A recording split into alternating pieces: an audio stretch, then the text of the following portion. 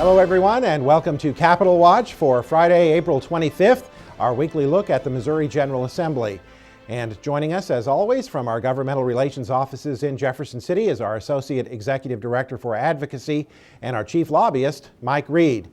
And Mike, lots of big issues going on these days in the General Assembly, not the least of which is the continuing battle over the state income tax bill. Where do we stand on all that now?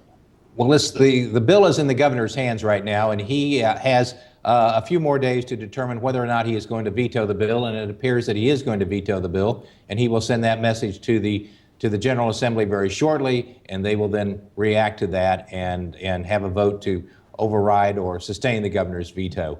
It's a very, very, very hot situation, and it is a situation that we're completely involved with. The biggest question that we have, again, is with this tax cut, they are cutting taxes for the wealthy, and very importantly, they're cutting taxes before the legislature has met its obligation to fully fund the foundation formula. The foundation formula was passed in 2005. It has not been fully funded yet, and it is still not fully funded and won't be fully funded at the end of this fiscal year, or next fiscal year. So we're cutting taxes before we are meeting our obligations to fully fund the foundation formula. And Mike, Governor Nixon toured the state this week, announcing what he says is even a bigger flaw in the bill, a $4.8 billion problem for the state budget potentially. He claims there's a provision in the bill that would essentially eliminate state income taxes on all income over $9,000. He made those comments at various stops, including one here in Columbia. And let's take a look now at some of his comments on that issue. It's really hard to overstate the crippling impact that would have. Teachers would be laid off, schools would shut their doors, mental health facilities would be shuttered, and the AAA credit rating we boasted for decades would be downgraded.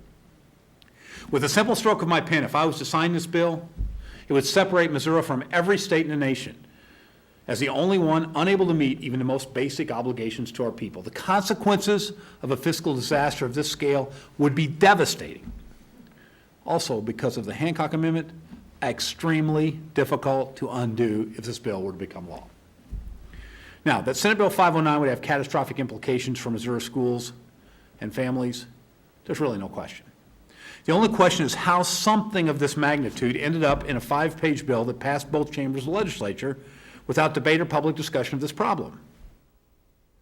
Now, Mike, legislative leaders have come back and criticized the governor's analysis of that particular provision.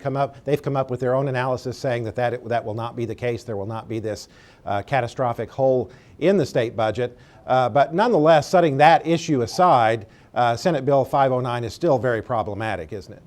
Senate Bill 509 is very problematic, and that's a question for lawyers to decide whether or not what the intent was and how it has affected the piece of legislation. Part of legislative intent, part of legislative research is to look and see exactly what the words really say. It will be a cause célèbre, shall we say, for lawyers for the next several years if this goes into effect. Putting that all aside, though, we're back to the basic question of has the government of the state of Missouri funded the foundation formula as they said they would in 2005. A tweet from I gave him a little pass, former Governor Blunt, who passed this during the time of his administration, said he always intended that the foundation formula should be funded. It's very clear, fund the formula first before you start cutting taxes.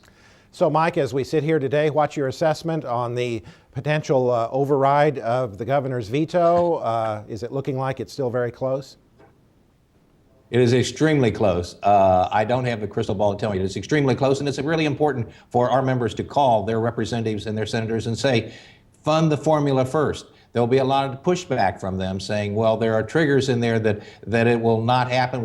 There won't be problems until such time as there's a $150 million growth. Well, you have to look at that growth. Is that growth net or is it gross? And it appears to be gross. And so you can always have a $150 million gross increase in revenue. Put a tax cut bill that doesn't hurt kids after you fund the formula. That's our whole statement to people. Fund the formula first. Mike, another issue, a big issue that received some attention this week and saw some movement on the House side in the committee is the issue dealing with unaccredited school districts, state intervention in those districts, student transfers, and there have been some other issues added to that bill. Tell us about that. That started out as a student transfer bill in the Senate, Senate Bill 493. It has taken on an awful lot of other things, and it is a voucher bill now. Included in it is public money going to private schools. We are totally against public money going to private schools, vouchers. Let's work and make sure that the students who transfer receive the proper education. Let's make sure that the schools who receive the students meet the proper standards. If charter schools are going to accept these students, let's make sure that charter schools meet the standards of every other public school in the state of Missouri. Sending money to private schools is completely against what this state has been about for numerous years, and is a complete change in the way that we are doing public education. This is a voucher bill. Let's pass a transfer bill that makes sure that districts that are in trouble get help prior to becoming unaccredited. Let's work with districts that are provisionally accredited and get more help into those districts so they will not become unaccredited, so students will not have to leave and leave their home districts. It is a piece of legislation that has taken on a number of characteristics that are very, very bad, and it needs to be defeated. It will be discussed very early in the next week, and it's extremely important that our members call their state representative and say, do not vote for a voucher bill. Put together a bill that helps failing districts, but this is not the bill that does that. Mike, where are we on the state budget as far as funding for education for the next fiscal year? Well, we have more funding for education in the next fiscal year. It's two ways. It's approximately $120 million as a base, and then it could go up as high as $200+ million in the foundation formula, depending upon how much revenue comes in. The budget will be debated in the House this next week. After that, it will go back to the conference committee between the House and the Senate, and it has to be passed by the 9th. So there's a lot of work to be done on the budget in this next week in the Senate. So, Mike, next week appears to be an extremely important week in this legislative session with the potential veto by the governor, the student transfer bill or voucher bill as it is now. So lots of things going on, aren't there? Lots of things going on. It's extremely important that our members contact their representatives and their senators and tell them how their actions in Jefferson City are affecting the local districts. This is not held in a vacuum. The actions in Jeff will affect you. And while the question of transfers maybe don't bother me if I live outside the metropolitan areas, that's really not true, because unaccredited districts can pop up all over the state of Missouri, and this piece of legislation affects everyone in the state. So it is a voucher bill. Please tell your representatives to take out the voucher part, work to fix failing districts, and help kids in the transfer situation. All right, Mike Reed, as always, thanks very much for your insight from Jefferson City, and we thank you also for joining us. We're going to be keeping you up to date, of course, in the final weeks of the General Assembly through our Legislative Voice newsletter that you receive every Friday. We'll be sending you critical issue alerts and, of course, through this program. Thanks again for joining us on this edition of MSBA's Capitol Watch.